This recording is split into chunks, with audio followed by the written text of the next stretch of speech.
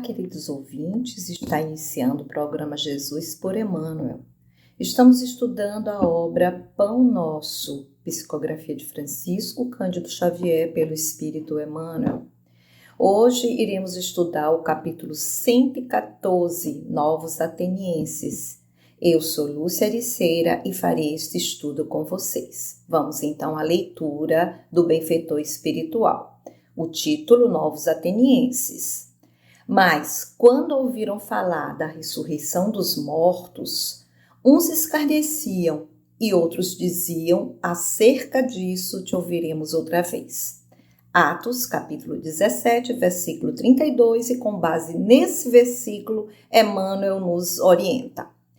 O contato de Paulo com os atenienses no Areópago apresenta lição interessante aos discípulos novos. Enquanto o apóstolo comentava suas impressões da cidade célebre, aguçando talvez a vaidade dos circunstantes, pelas referências aos santuários e pelo jogo sutil dos raciocínios, foi atentamente ouvido. É possível que a Assembleia o aclamasse com fervor, se sua palavra se detivesse no quadro filosófico das primeiras exposições. Atenas reverenciá-lo-ia, então, por sábio, apresentando-o ao mundo na moldura especial de seus nomes inesquecíveis. Paulo, todavia, refere-se à ressurreição dos mortos, deixando entrever a gloriosa continuação da vida além das ninharias terrestres. Desde esse instante, os ouvintes sentiram-se menos bem e chegaram a escarnecer-lhe a palavra amorosa e sincera, deixando-o quase só. O ensinamento enquadra-se perfeitamente nos dias que correm. Numerosos trabalhadores do Cristo, nos diversos setores da cultura moderna, são atenciosamente ouvidos e respeitados por autoridades nos assuntos em que se especializam. Contudo, ao declararem sua crença na vida além do corpo, em afirmando a lei de responsabilidade para lá do sepulcro, recebem de imediato o riso escarninho dos admiradores de minutos antes, que os deixam sozinhos, proporcionando-lhes a impressão de verdadeiro deserto. Essa é uma lição muito adequada para os nossos dias. E por isso que Emmanuel traz da época da Grécia Antiga, da época de Paulo, aproximadamente a 30 da era cristã, mas remontando aos séculos passados, para nos orientar, para que possamos entender perfeitamente o que significa a sabedoria dos homens e o que significa a sabedoria de Deus. E para que nós possamos compreender com maior profundidade os alertas que nos faz Emmanuel, é preciso voltarmos no tempo, no contexto em que o fato ocorre, no contexto em que esse versículo se encontra inserido. E nós sabemos que Paulo foi submetido a lutas árduas para levar o cristianismo aos mais diversos rincões. A esse respeito, ele foi alertado por Jesus que não adiantaria fugir dos aguilhões. E ele os enfrenta com toda a galardia, com toda a nobreza e, sobretudo, com todo amor. Paulo, ele se dirige a Atenas após passar por Tessalônica e Bereia e ser perseguido em quase todas as regiões que visitara pelos seus próprios irmãos de culto, de crença, pelos próprios judeus. E nos conta Emmanuel em Paulo e Estevão que ele resolve concretizar um grande sonho de sua vida, que era conhecer Atenas, a mais importante cidade grega da época, já que ele tinha sido formado nessa cultura helênica em Tarso. Toda a cultura helênica, toda a cultura grega fazia parte do acervo de Paulo, do acervo erudito do nosso então grande Saulo, né, formado na principal academia de Tarso, comparado às academias de Alexandria e as academias da própria Grécia, da própria Atenas. Então ele resolve visitar, né, foge um pouco daquela e tem um propósito, obviamente, a sua visita. Não só reconhecer os monumentos, ter contato mais próximo com a cultura, com a filosofia grega, de onde vieram os maiores filósofos que nós temos conhecimento até agora, Sócrates, Platão, Tales de Mileto, enfim, os maiores filósofos, eles vêm de Atenas, Epicuro, enfim, todos, e na época estavam as duas correntes muito em voga, que é dos epicuros e também dos estoicos, representado por Zenão, outro grande filósofo grego. Então, Paulo chega e visita aqueles monumentos muito admirado e começa a pregar em praça pública, sedento por levar essa grande sabedoria de Deus, né, a quem já detinha a sabedoria dos homens. E qual não foi a decepção de Paulo? Quando em praça pública ele é ridicularizado, ele é tido como um louco, um desequilibrado, até porque a sua compleição física estava muito desgastada pelas lutas, ele estava muito magro, e ele se entristece, porque fora a primeira cidade que ele visitara e que ele tinha esperança de uma conversão grande, porque aqueles homens estavam respaldados pela sabedoria humana. E, no entanto, ocorre exatamente o contrário. Ele é abandonado só em praça pública. E alguns sábios da época, como Dionísio, resolvem levar Paulo ao Areópago, que é como se fosse um tribunal da época antiga, sendo o Areópago de Atenas um dos mais famosos. E esse Areópago, que é um tribunal, se situava na Acrópole, onde o evangelista Lucas diz que Paulo foi levado para que os sábios da época pudessem ouvir o seu discurso, pudessem ouvir a sua pregação, porque eles diziam que ele parecia um pregador de deuses estranhos, exatamente porque ele falava na vida pós-morte, e isso soava estranho aos sábios gregos.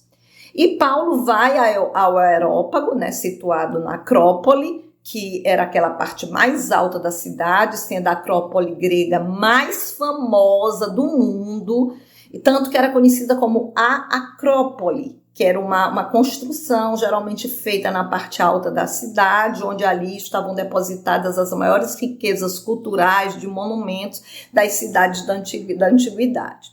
E lá se reuniram os sábios para ouvir Paulo.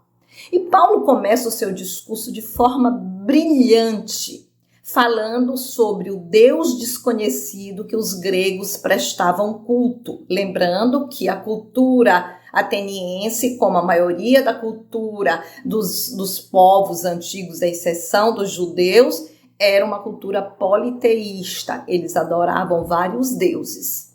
E Paulo toma uma metáfora brilhante em um dos seus mais lindos discursos, aquele Deus desconhecido, aquele Deus que ele estava pregando, que era um Deus que não dependia de cuidados humanos, um Deus poderoso, um Deus criador dos céus e da terra e tudo que existe diante dos nossos olhos e além dos nossos olhos, que não pode ser servido e nem precisa ser servido por mãos humanas. E enquanto ele fazia esse discurso brilhante e complementava que, naquela frase que a maioria de nós conhecemos, porque nele, em se referindo a Deus, nele vivemos e nos movemos e existimos. E faz referência aos poetas gregos, quando eles dizem, pois somos também sua geração. E aí o discurso estava muito bem acolhido, até que Paulo começa a falar sobre a ressurreição, ou seja, sobre a vida pós-morte. Além daquela aparente suntuosidade, haveria algo muito maior, que é a eternidade do Espírito. E nesse momento, Paulo começa a ser ridicularizado, começa a ser tido como louco, e todos se afastam de tal forma que ele fica ali só, apenas em companhia de Dionísio, que é uma das únicas conversões que ele faz ali em Atenas ao cristianismo. E então Paulo fica decepcionado. Ele fica assim, sem compreender o que tinha acontecido. Até que ele percebe que o tóxico da cultura, muitas das vezes corrompe, deixa o homem capaz de compreender as grandes verdades espirituais. Tanto que mais tarde, Paulo vai se referir a esse tema escrevendo aos Coríntios, que Corinto, como sabemos, é uma cidade grega. E ele vai perguntar: onde está o sábio? Onde está o escriba? Onde está o inquiridor deste século? Porventura não tornou Deus louca a sabedoria deste mundo? E ele começa a fazer um paralelo entre o que nós consideramos ser pessoas sábias e em que consiste a verdadeira sabedoria para Deus. Aí ele diz assim que os judeus, a incoerência, né, baseada em milagres, pedem um sinal. E os gregos, como sempre, buscam sabedoria. E ele pergunta também, né, ele afirma categoricamente que a sabedoria deste mundo é loucura diante de Deus, pois está escrito: ele apanha os sábios na sua própria astúcia.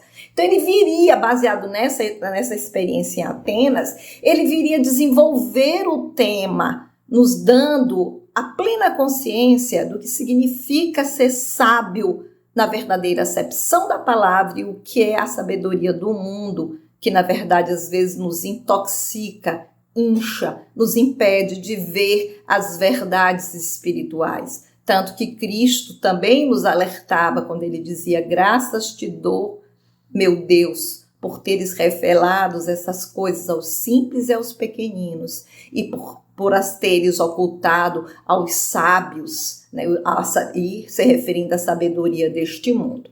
E Emmanuel, de forma brilhante, traz essas reflexões para os nossos dias, porque essa lição ela é muito adequada quando nós verificamos uma cultura totalmente vazia sendo propagada e nos distanciando do que na verdade importa nesse mundo. Então, ele inclusive faz um paralelo, né, que vários pregadores, vários servidores de Jesus, quando estão falando dos assuntos nos quais eles têm uma especialidade acadêmica, eles são ouvidos com muita atenção. Mas basta se revelarem seguidores do Cristo, basta se revelarem crentes da vida após morte para serem ridicularizados. E isso nós temos um exemplo, temos vários exemplos ao longo da história, como o próprio Charles Richer, um cientista renomado que deixou uma imensa contribuição para a posteridade. Quando ele começa a dedicar os seus estudos científicos à vida após morte, à existência do espírito, ele é ridicularizado na academia. E nós precisamos colocar essas lições, inclusive Kardec sempre nos alerta quanto à questão do espírito de sistema, aquele que faz com que o homem de ciências de hoje tenha os olhos voltados só para o que ele conhece, para a sua especialidade, e esquece de ir além, de se livrar das escamas da miopia científica ou da miopia acadêmica para buscar as verdades espirituais, que é o que nós realmente precisamos. É a sabedoria, não é a sabedoria humana, mas o poder de Deus que tem que se revelar em nossas vidas. Então fica esse alerta extraordinário de Emmanuel, para que não nos deixemos levar pelo orgulho, não nos deixemos levar pela vaidade, pela vã sabedoria humana que se intitula poderosa, mas que na verdade não significa nada diante da sabedoria divina. Essa sabedoria deveria servir de instrumento para chegarmos a Deus e não para nos afastarmos dele. Que saibamos ser humildes e reconhecer em Deus todo o poder que existe no universo e na vida eterna que nos conduz a essa plenificação espiritual. Que possamos refletir sobre esses pensamentos, esses ensinamentos. Essa foi a nossa contribuição para o Divulgar Net.